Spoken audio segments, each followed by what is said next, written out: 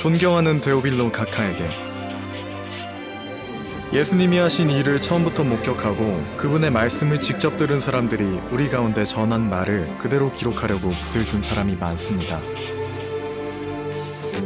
나도 이 모든 일을 처음부터 자세히 조사해 보았으므로 데오빌로 각하에게 차례대로 써보내는 것이 좋을 것이라고 생각했습니다. 그래서 내가 각하께서 이미 들으신 일들이 사실임을 알게 하려고 이 글을 드립니다.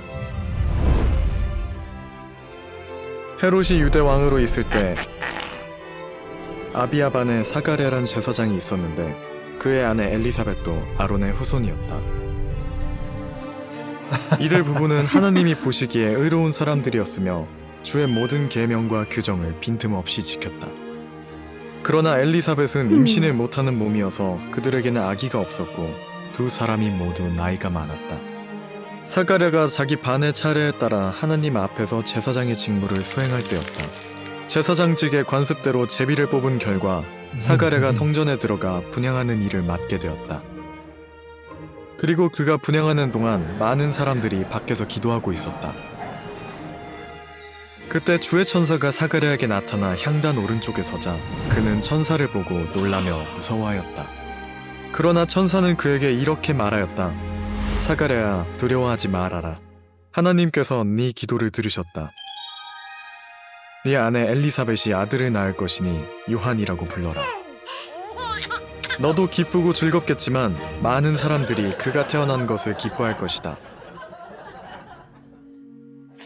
그 아기는 주 앞에서 위대한 사람이 될 것이며 포도주와 독한 술을 마시지 않을 것이다. 그리고 그는 모태에 있을 때부터 성령이 충만하여 많은 이스라엘 사람을 그들의 주 하나님께로 돌아오게 할 것이다.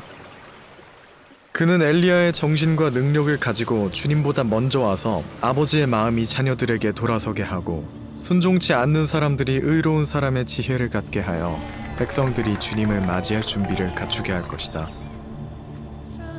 사가랴가 천사에게 나는 늙었고 내 아내도 나이가 많은데 어떻게 이런 일이 있을 수 있습니까? 하고 묻자 천사가 대답하였다. 나는 하나님을 모시고 있는 가브리엘이다.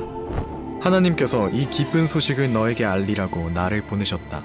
네가 내 말을 믿지 않았으므로 이런 일이 일어날 때까지 벙어리가 되어 말을 못할 것이다. 그러나 때가 되면 내 말이 그대로 이루어질 것이다. 사람들은 사가랴를 기다리다가 그가 성전 안에 너무 오래 있는 것을 이상하게 여겼다. 사가랴가 드디어 밖으로 나왔으나 말을 하지 못하므로 사람들은 그가 성전 안에서 환상을 본 줄로 알았다. 사가랴는 사람들에게 손짓만 하고 말을 하지 못한 채 그대로 있다가 그의 직무 기간이 끝난 다음에 집으로 돌아갔다.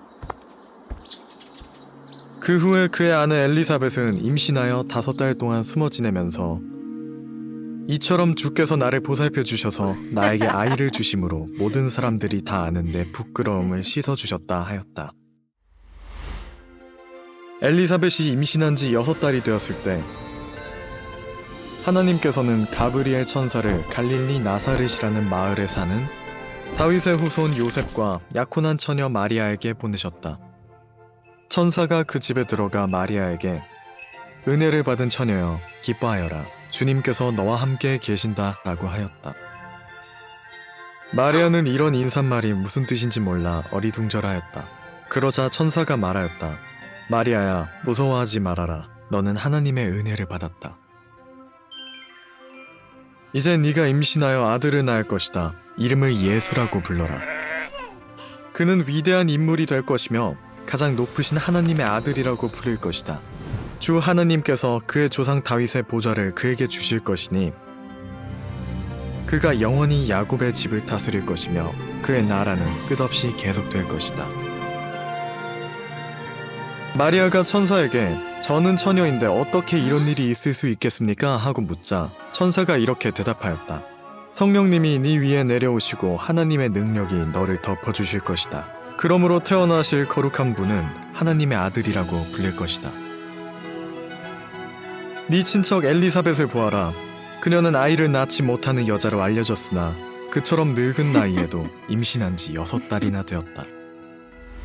하나님에게는 불가능한 일이 아무것도 없다.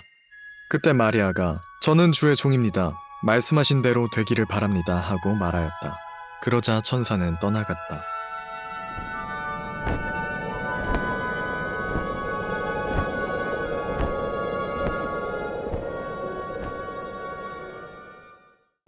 그 후에 마리아는 유대산골 사가랴가 사는 마을로 급히 가서 엘리사벳을 방문하였다.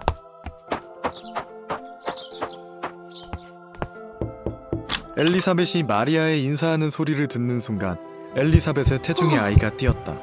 엘리사벳은 성령으로 충만하여 큰 소리로 이렇게 말하였다. 너는 여자들 중에 가장 복받은 사람이며 네 태중의 아기도 복받은 분이다. 내 주님의 어머니가 나를 찾아오다니 이 얼마나 영광스러운 일인가. 네가 인사하는 소리를 듣는 순간 내 태중의 아기가 기뻐서 뛰었다. 주께서 말씀하신 것이 이루어질 것을 믿은 여자는 정말 행복하다. 그러자 마리아는 이렇게 노래하였다. 내 영혼이 주를 찬양하며 내 마음이 내 구주 하나님을 기뻐하는 것은 그가 이 천한 종을 돌아보셨음이라. 지금부터는 모든 세대가 나를 행복하다 하겠네. 능력 있는 분이 나를 위해 큰 일을 하셨으니 그의 이름 거룩하여라. 그를 두려워하는 사람들에게 자손 대대로 자비를 베푸시는구나. 그가 권능의 팔을 펴서 교만한 자들을 흩으시고 권력자들을 높은 자리에서 끌어내리셨지만 낮고 천한 사람들은 높여주셨네. 굶주린 사람들에게는 좋은 것으로 배불리 먹이셨으나 부자들은 빈손으로 보내셨네. 그의 종 이스라엘에게 자비 베푸는 것을 잊지 않으시고 기억하여 그를 도우셨으니 우리 조상들에게 말씀하신 대로 아브라함과 그 후손에게 하신 영원한 약속이었다. 마리아는 엘리사벳의 집에서 3달 동안 지내다가 자기 집으로 돌아갔다. 엘리사벳은 달이 차서 아들을 낳았다. 이웃과 친척들은 주님께서 엘리사벳에게 큰 자비를 베푸셨다는 소식을 듣고 함께 기뻐하였다. 아기가 난 지 8일 만에 할례식이 베풀어졌다. 식에 참석한 사람들은 아버지의 이름을 따서 아기 이름을 사가랴로 부르려고 하였다. 그러나 아기 어머니는 아니요, 요한이라고 불러야 합니다 하고 대답하였다. 사람들이 친척 중에는 이런 이름을 가진 사람이 없는데 하며 사가랴에게 손짓으로 아기 이름을 뭐라고 지었으면 좋겠느냐고 물었다. 사가랴가 필기도구를 달라고 하여 아기 이름을 요한이라고 쓰자 사람들은 모두 놀랐다. 바로 그 순간에 사가랴의 입이 열리고 혀가 풀려서 말을 하게 되어 하나님을 찬양하였다. 그래서 이웃 사람들이 다 두려워하였고 또 이 소문이 온 유대 산골에 쫙 퍼졌다. 그리고 듣는 사람마다 모두 이 말을 마음에 새기며 이 아이가 앞으로 어떤 사람이 될까 하고 말했는데 이것은 주의 손길이 그 아기와 함께하였기 때문이었다. 아기 아버지 사가랴는 성령님의 감동을 받아 이렇게 예언하였다.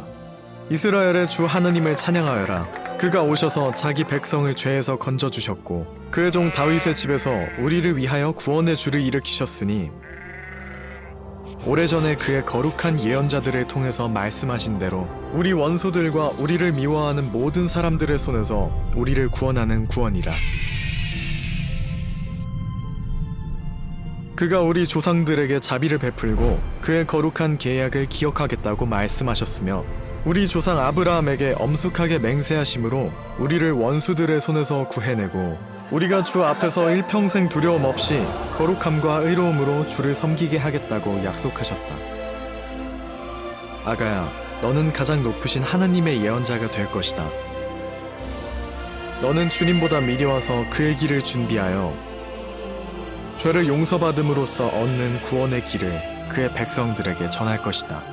이 모든 일은 우리 하나님의 자비로 된 것이니 하늘에서 떠오르는 태양이 우리를 찾아와 어두움과 죽음의 그늘에 사는 사람들을 비추고 우리를 평화의 길로 인도하리라. 아기는 무럭무럭 자라 마음이 굳세어지고 이스라엘 백성들 앞에 나타날 때까지 광야에서 살았다.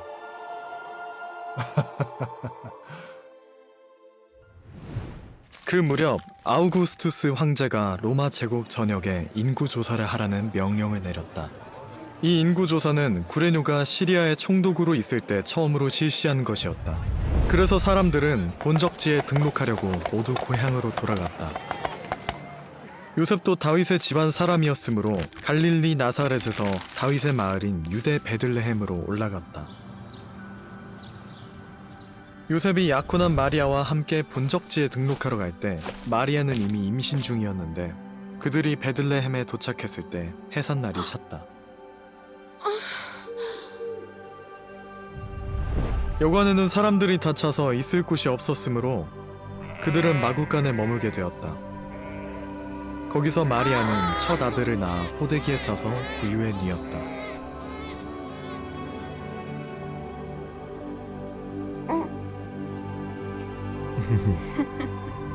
바로 그 붉은 들판에는 목자들이 밤을 새워가며 양떼를 지키고 있었다.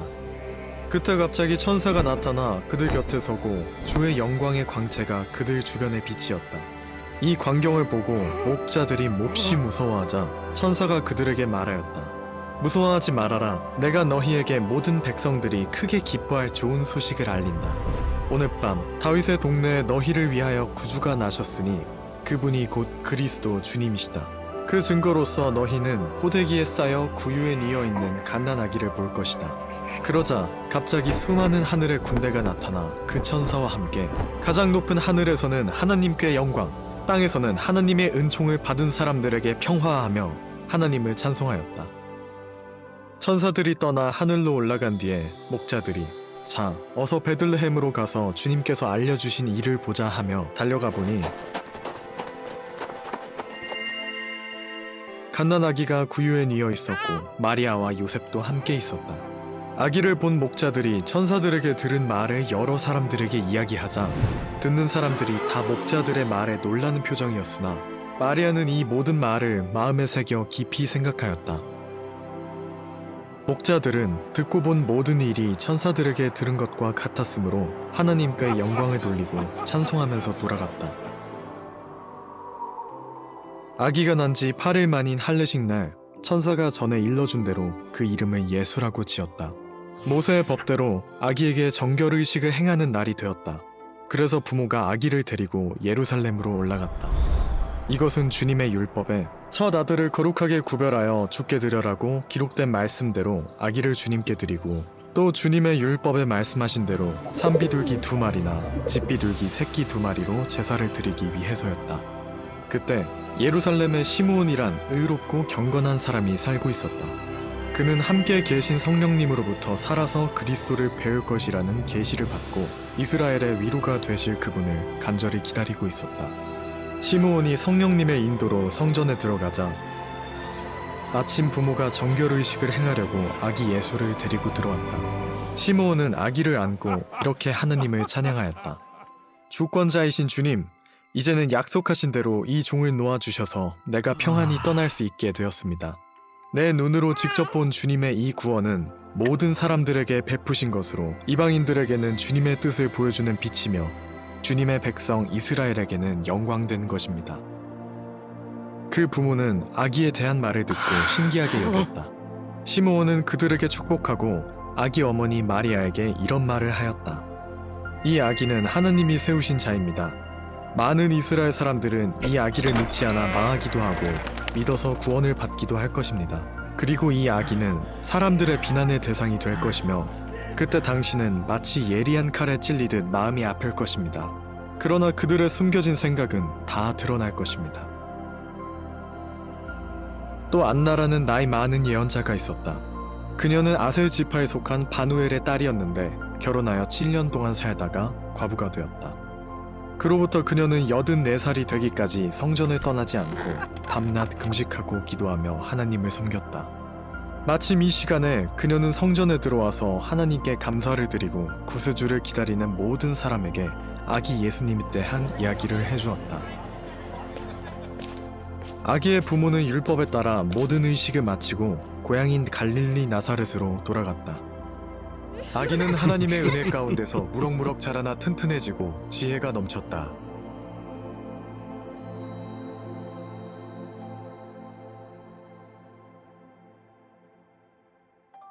이렇게 아기 예수님께서 우리에게 오셨습니다. 어둠의 빛을 비추시고 우리의 죄를 대신하여 십자가를 지시며 우리를 하나님의 자녀로 삼아주셨습니다. 이제 우리는 영원한 생명을 누리게 되었습니다. 이 놀라운 복음의 소식이 성탄의 기쁨으로 온 세상에 퍼져 모두가 예수님의 탄생을 기뻐하며 그분의 사랑과 평화를 마음에 새기길 바랍니다. 메리 크리스마스, 축복이 가득한 성탄절 되세요.